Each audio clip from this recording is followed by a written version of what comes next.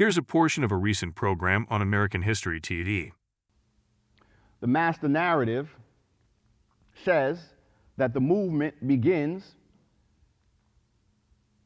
in 1954 and 1955, and then ends in 1965, or with the Voting Rights Act, major legislation, or 1968, with the passage, with the death of Dr. Martin Luther King. The problem with this is that it ignores the literal centuries of African American activism in this struggle to create change.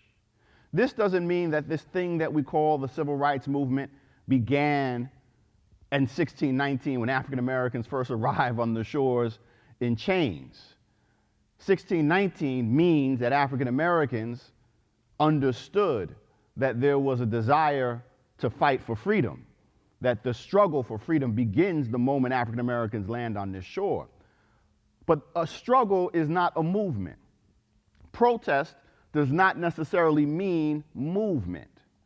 But what we see before 1954 and 1955 is that African Americans are engaged in this struggle for freedom. They don't suddenly wake up in 1954 inspired by the Supreme Court, ignoring the decades of work that black lawyers like Charles Hamilton Houston had done leading up to that. They don't suddenly, like the Rosa Parks that we often depict, wake up one December morning tired and decide to refuse to give up their seat, not tired from work, but tired from dealing and living with Jim Crow. The time frame is too narrow.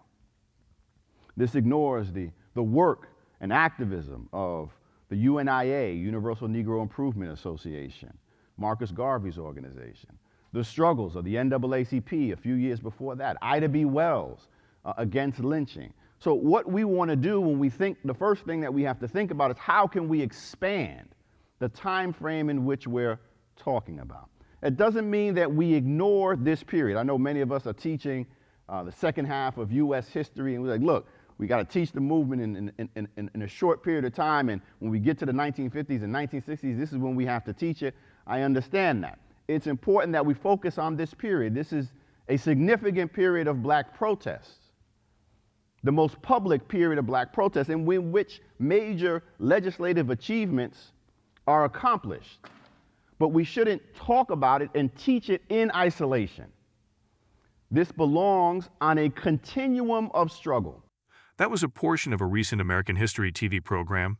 You can watch the full program and all of our history programs anytime online at cspan.org/history.